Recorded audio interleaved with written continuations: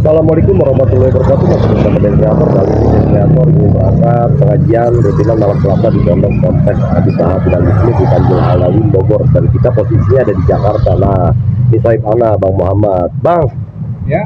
Ini anak-anak mana, Bang? Biasa lagi sholat dulu, Bang. Salah. Oh, sholat isya dulu. Siap. Berarti kita hari ini naik mobilnya Bang Robi ya? Iya. Oke. Nah, udah kelihatan tuh ada Bang Hanafi tuh, Bang ya? Ada? Nah, ya siap. Bang Hanafi, ayo siap berangkat kita. Ayo, siap. Jangan kasih kenal, Bang. Benar. Oke, jangan kasih kenal. Ya. Biarkan para pembenci keluar dan sebagaimananya. Kita tetap cinta para habaib, kita ulama, dan kita tetap istiqomah untuk duduk di majelis ilmu. Doakan ya. Assalamualaikum warahmatullahi wabarakatuh. Ikut selalu.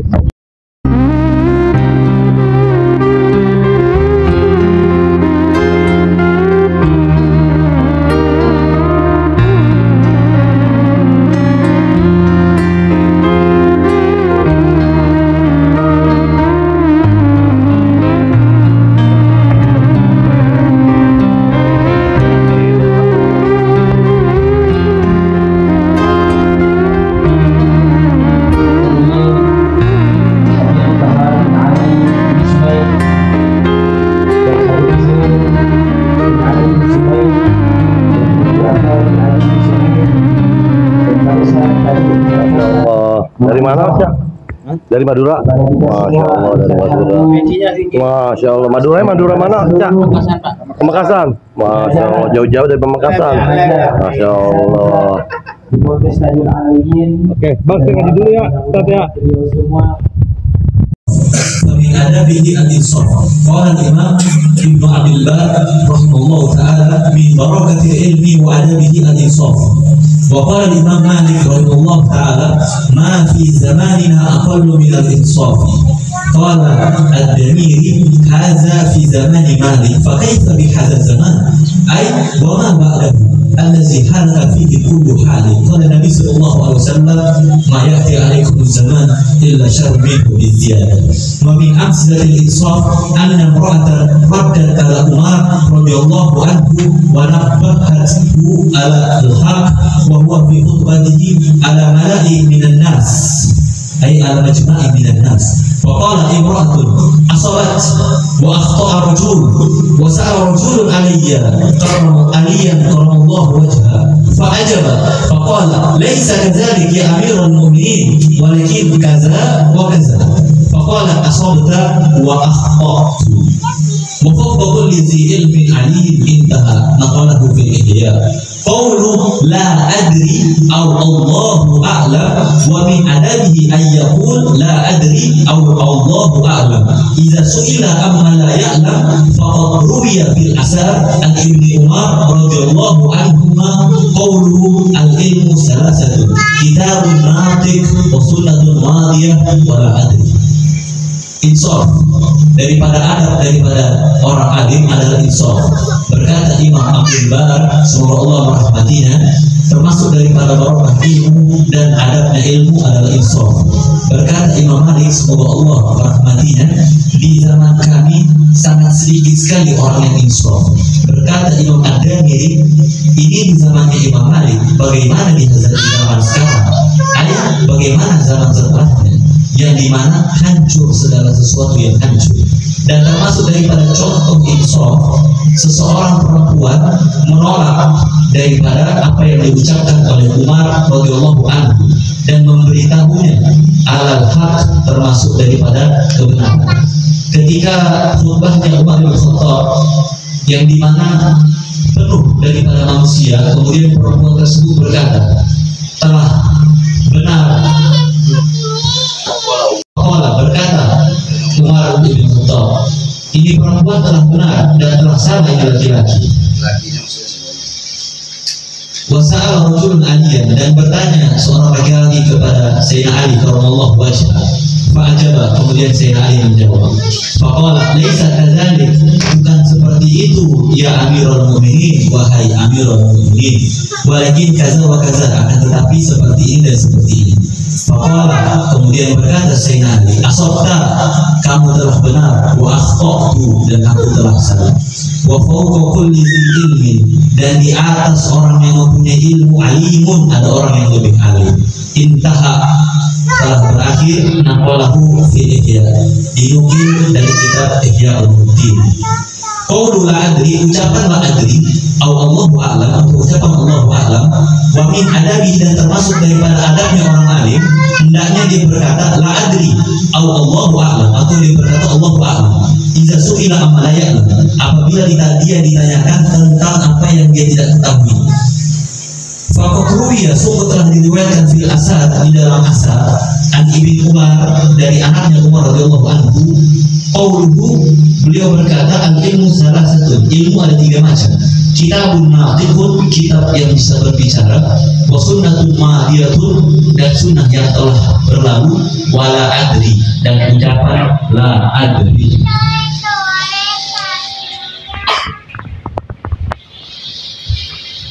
Daripada orang-orang yang berilmu. Jadi orang yang berilmu, orang alim, itu ada akhlak, ada adab-adab yang harus dilakukan, yang harus dilaksanakan oleh orang-orang berilmu. Sebab kenapa? Lau kana fil ilmi min dunil khuluq syarafun lakana asyrafu khalqillahi iblis. Kalau cuma mau modal ilmu saja, modal ilmu, modal apal ratusan kitab, modal apal ribuan hadis, puluhan ribu hadis, ilmunya tinggi, tapi tidak ada akhlak, tidak ada adab, bisa menjadi mulia. Orang yang hanya dengan ilmu saja tanpa ada akhlak, tanpa adab bisa jadi mulia, maka makhluk yang paling mulia itu adalah iblis. Setinggi apa kau punya ilmu?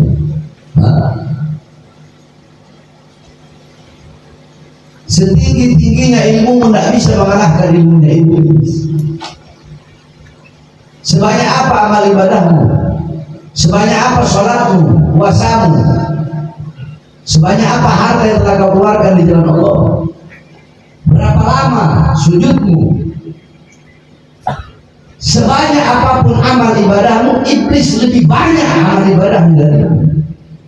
Setaat apa engkau kepada Allah, sepatu apa engkau kepada Allah, setaat-taatnya engkau, sepatu-patunya engkau, iblis lebih taat dan lebih patuh kepada Allah daripada engkau. Tapi kenapa iblis dilarang? Kenapa iblis dikutuk? Karena iblis tidak punya akhlak dan tidak punya adab. Kenapa? Karena pembangkangan terhadap perintah Allah itu adalah su'ul adab, adab yang paling buruk, adab yang paling bejat. Dan iblis itu adalah. Nah, jikalau sekelas orang yang berilmu saja itu ada akhlaknya, ada adab-adabnya, bagaimana kita? Orang alim ada akhlaknya. Rasulullah SAW diutus oleh Allah bukan untuk bikin orang bodoh jadi pintar, bukan bikin orang miskin jadi kaya, bukan bikin orang yang humul menjadi suhra, bukan bikin orang yang tidak terkenal menjadi terkenal, bukan. Rasulullah diutus untuk membuat, untuk membuat orang-orang yang tidak berakhlak menjadi berakhlak. Apa kata Rasulullah? Adabani Rabbi fahsana ta'lim. Allah yang mendidikku, Allah yang mengajariku akhlak, Allah yang mengajariku adab, sehingga sebaik-baiknya akhlak, sebaik-baiknya adab adalah akhlak dan adab. Muridnya Rasulullah. Babul ilm, pintunya ilmu. Jikalau Rasulullah bertanya ilmu, Al-Imam Ali bin Abi Thalib adalah pintunya ilmu. Apa kata Imam Ali? Ta'addabtu bi'adabil Nabi. Aku beradab, aku berakhlak dengan akhlak Nabi. Aku beradab dengan adab Nabi. Seperti apa akhlak Imam Ali? Seperti apa adab Imam Ali? Satu contoh. Satu waktu Imam Ali bin Abi Thalib keluar dari masjid, beliau berjalan. Ketika beliau berjalan, ada orang Yahudi di depan beliau yang sudah tua renta. Bagaimana akhlaknya? Bagaimana adabnya? Beliau berjalan di belakang orang Yahudi itu dan tidak mendahului orang Yahudi. Ini bukan orang Muslim, tak. Yang tua ini bukan orang Muslim, orang Yahudi.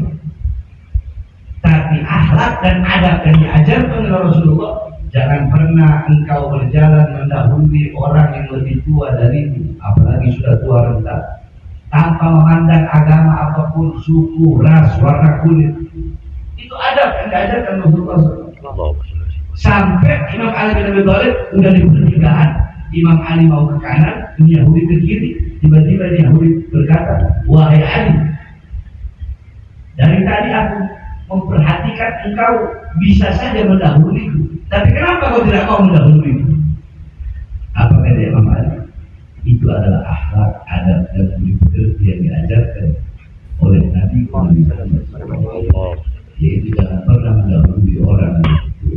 Apa kata orang Yahudi itu? Saksikanlah, karena akhlak, karena adab agamamu, agama Islam, karena akhlak, karena adab yang diajarkan oleh Nabi, saksikan bahwa saat ini aku masuk dalam Islam. Tidak ada yang lebih tinggi daripada akhlak, tidak ada yang lebih tinggi daripada adab. Al-akhlak, al-adab, daripada ilmu. Adab, akhlak itu lebih didahulukan daripada ilmu. Al-adab, al-akhlak, fauqal ilm, akhlak, adab lebih tinggi daripada ilmu. Makanya anak-anak yang mondok di sini, anak didik akhlak mereka, adab mereka. Itu boleh lihat bagaimana mereka. Berani nggak mereka berjalan di depan anak, membelakangnya? Tidak berani mereka. Sehingga akhlak dan adab yang mereka praktekkan di dalam pondok pesantren ini, mereka praktekkan kepada orang tua mereka di luar sana.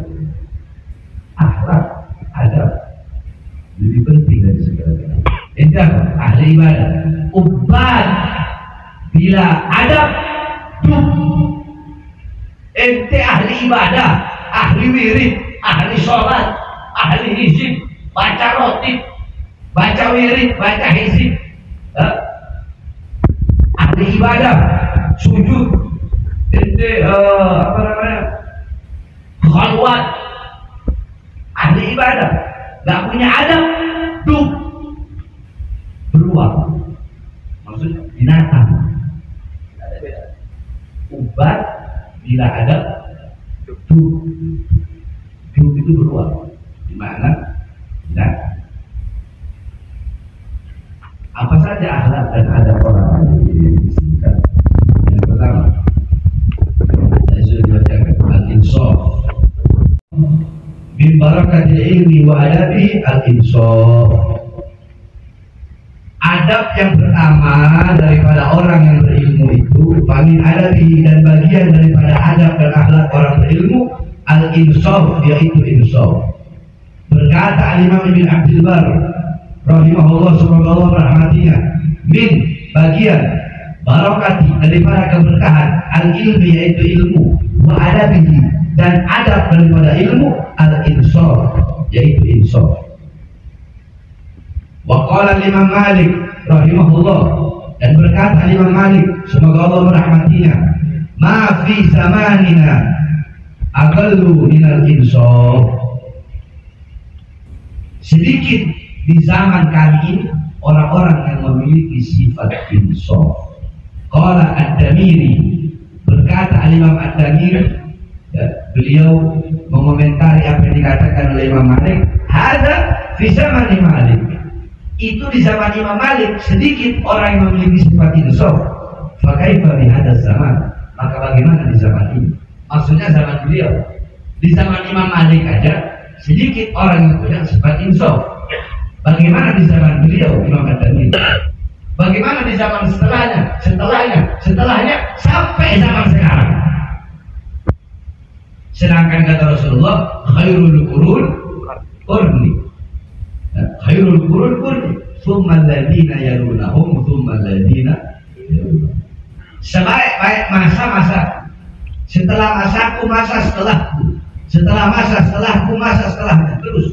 Berarti setelah paling bagusnya masa, paling baiknya masa-masanya Rasulullah. Setelah masa Rasulullah, masa para sahabat, para khulafaur rasyidin. Setelah masa khulafaur rasyidin, masa para sahabat adalah masa para tabi'in. Setelah masa para tabi'in, masa para tabi'in. Setelah masa para tabi'in, masa para salaf, terus sampai khalaf sekarang.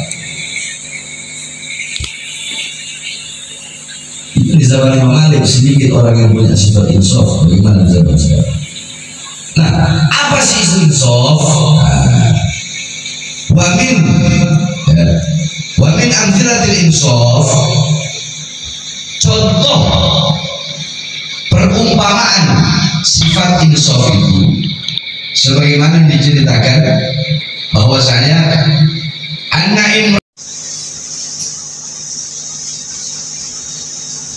diberikan contoh lagi. Wasa'ala, dan telah bertanya rajulun, seorang laki-laki, Aliyan, kepada Imam Ali karramallahu wajhah, semoga Allah karramallahu wajhah, yang Allah muliakan wajahnya. Fa'ajaba, kemudian Imam Ali menjawab. Ada laki-laki nanya Imam Ali suatu permasalahan ilmu. Imam Ali udah jawab. Nah, habis dijawab sama Imam Ali, faqala, laki-laki yang nanya tadi berkata, laisa kadzalik, bukan seperti itu ya Amirul Mukminin, wahai Amirul Mukminin. Bukan kayak begitu jawabannya. Walakin, tetapi kada wa kada. Yang benar tuh gini. Dia nanya ke Imam Ali bin Abi Thalib. Dijawab sama Imam Ali. Selesai dijawab oleh Imam Ali, dia bilang, enggak, salah jawaban yang benar itu. Yang benar itu gini. Apa kata Imam Ali bin Abi Thalib?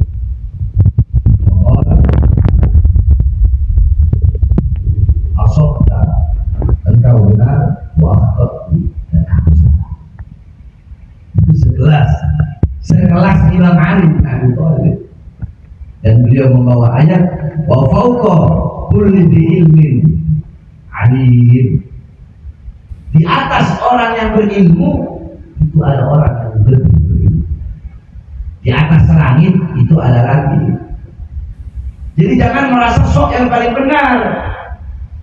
Kalau kau salah, maka aku yang salah.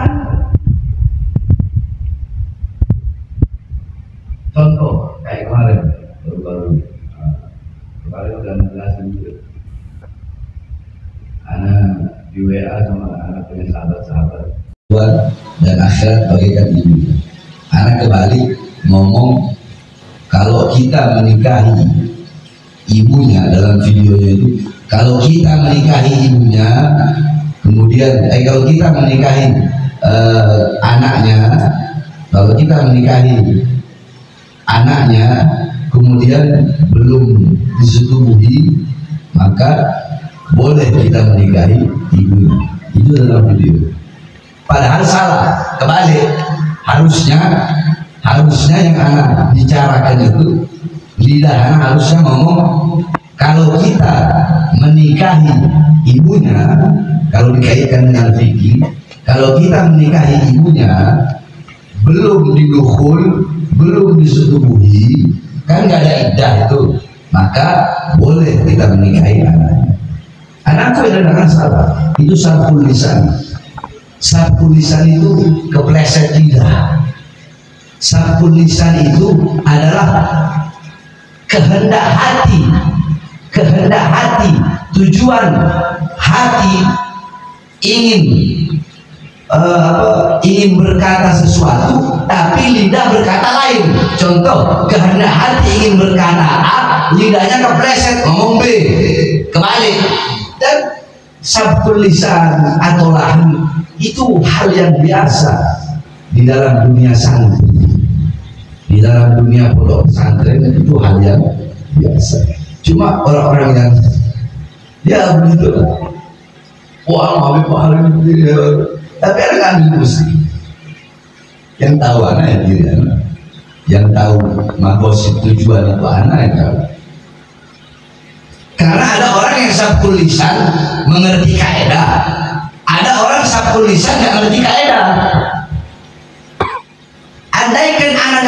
kaidah nggak mungkin di situ ada ngomong perempuan yang belum disetujui nggak ada iddah. Kalau anak nggak ngerti kaidah, harus kan orang mikir, oh Bahar bin Smith ngomong di situ. Akan sekelas Imam Syafi'i pernah melakukan lahar. Makanya Al-Imam Ibnu Katsir dulu beliau pernah menceritakan ada seseorang yang dimana seseorang ini dia itu hafal kitab Al-Mufassal. Al-Mufassal itu kitab nahwu yang dikarang oleh Al-Imam Az-Zamakhsyari. Al-Imam Az-Zamakhsyari itu ahli nahwu, ahli balagha, ahli lugha, ahli bayan, ahli ma'ani. Beliau punya kitab namanya Tafsir Al-Kasyaf. Az-Zamakhsyari. Tafsir Al-Kasyaf itu tafsir yang paling baik dari bentuk lugha, dari bentuk bayan, dari bentuk balagha. Tafsir terbaik dari segi bahasa. Dari segi apa itu tafsir Al-Kasyaf. Al-Imam Az-Zamakhsyari. Nah, beliau ini hafal kitab nahwunya Al-Imam Az-Zamakhsyari, namanya kitab Al-Mufassal. Beliau hafal, tapi di dalam penerapan itu kata Imam Ibnu Katsir semua ucapannya salah. Maksudnya salah apa? Contoh, fa'il dibaca mansub, maf'ul dibaca marfu, bukan jar majrur tapi jar mansub, atau jar marfu tapi bukan durut syair. Contohnya seperti itu. Makanya Al-Imam Ibnu Mandur beliau berkata, mihrab, tahu mihrab? Mihrab tempat sholat bagi imam, tempat khutbah bagi seorang khatib. Kata beliau, mihrab dinamakan mihrab itu dua. Pertama, karena bagi seorang imam dan seorang khatib tidak menutup kemungkinan bagi mereka untuk melakukan kesalahan.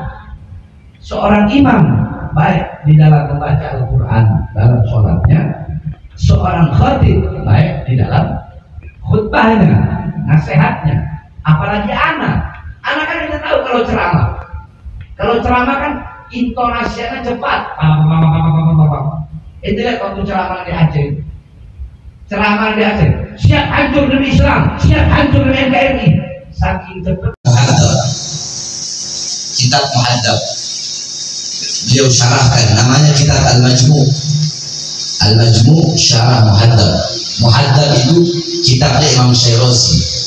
Al-Imam Syirazi disyarahkan sama Imam Nawawi, namanya kitab Al-Majmu'. Di muqaddimahnya beliau bilang, perhatikan, i'lam, ketahuilah, anna mu'taqad al-muhaqqiqina anna qaula al-alim la adri la yadha'u manzilatahu bal huwa dalilun ala 'idami mahallihi wa taqwahu wa kamali ma'rifatihi.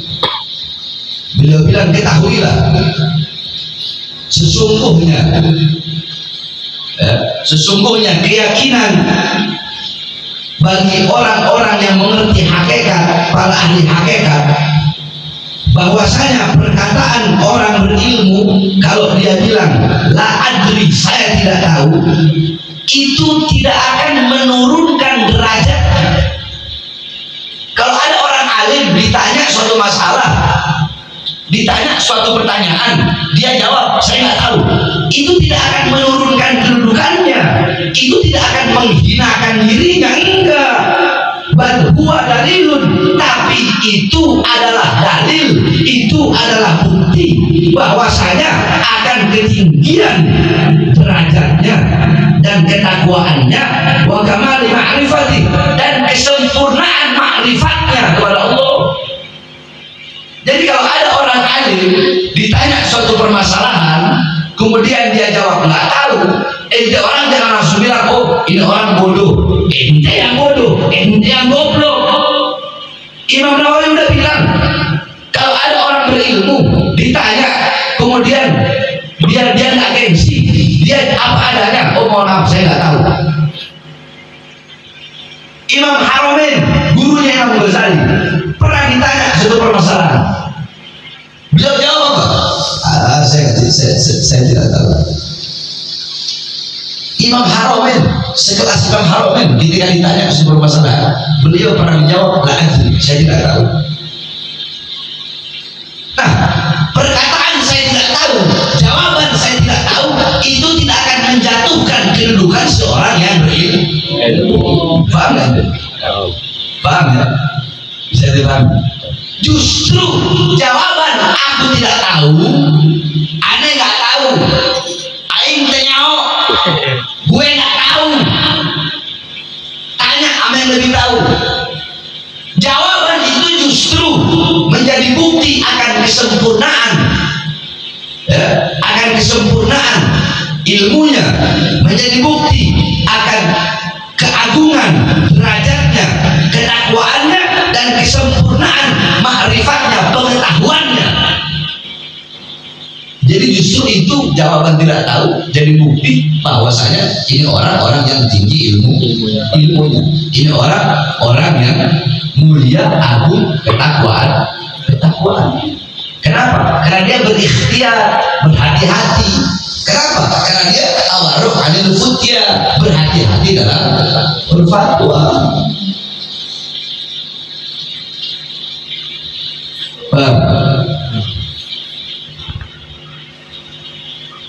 Itu ada bukan di masyarakat.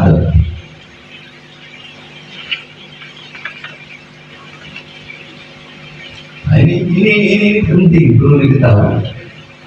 Sebab kadang kalau ada orang ditanya saya nggak tahu, itu kadang kita langsung bilang, oh orang bodoh, tahu yang bodoh.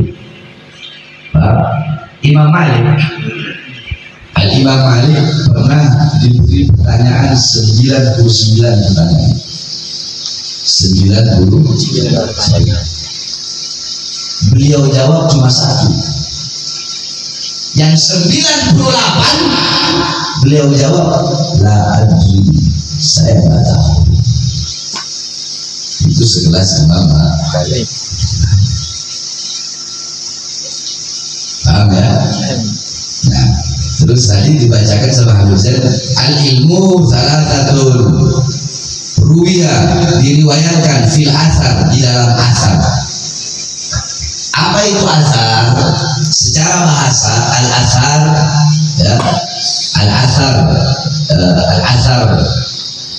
itu bagian sisa dari sesuatu. Nah, asar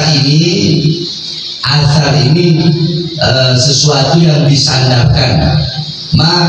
Ma'udifu ila sahabi wa tabi'i. Ma'udifu ila sahabi wa tabi'i. Asar itu adalah apa-apa yang disandarkan, dinisbatkan kepada para sahabat dan kepada para tabi'in. Itu namanya asar.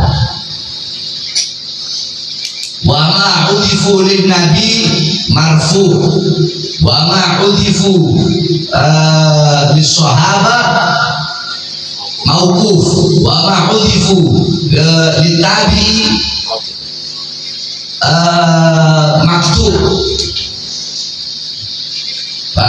Apa-apa yang disandarkan kepada Nabi itu marfu, apa-apa yang disandarkan kepada para sahabat itu mauquf, apa-apa yang disandarkan kepada para tabi'in atau setelahnya itu maktub. Itu asal, ya asal. Apa-apa disandarkan kepada para sahabat. Nah, dari apa-apa disandarkan kepada para tabi'in atau setelahnya. An Ibnu Umar radhiyallahu anhu, dari Ibnu Umar ini Abdullah bin Umar. Ibnu Umar itu kunyah.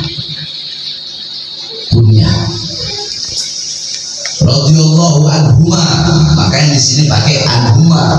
Kenapa? Karena kunyah Ibnu Umar. anhuma, semoga Allah meridhoi keduanya. Keduanya mungkin siapa? Sayyidina Abdullah sama Sayyidina beliau berkata, al ilmu thalathatun, ilmu itu tiga. Kitabun natik, kitab yang berbicara, kitab yang berbicara. Wa sunnatun madiyah, sunnah yang telah berlalu, atau sunnah yang telah berlaku, sunnah yang telah berlalu, sunnah yang telah berlalu. Wala adri, dan perkataan aku tidak tahu. Kita bayangkan di sini perkataan aku tidak tahu dimasukkan dalam ilmu. Pertama, kitabun natik, kitab yang berbicara, firman yang berbicara, Al-Quran yang berbicara, Al-Quran yang berkata, Al-Quran yang menuturkan. Yang kedua, sunnatul madiyah, sunnah yang berlalu. Yang ketiga, perkataan la adri, aku tidak tahu. Coba ini lihat kedudukannya. Kedudukannya diletakkan yang berapa? Setelah apa? Setelah sunnah. Berarti kan ini sesuatu yang begitu mulia, sesuatu yang begitu agung. Padahal perkataannya adalah apa? Aku tidak tahu, atau Allahu a'lam.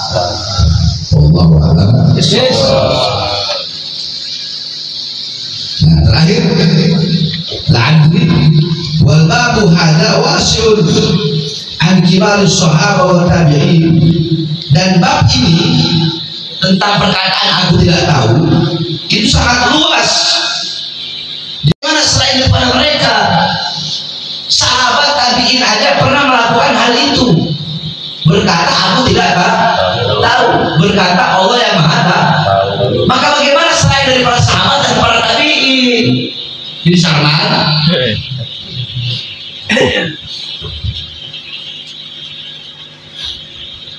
Jadi kalau tidak tahu, mending bilang saya tidak tahu. Itu tidak akan menjadi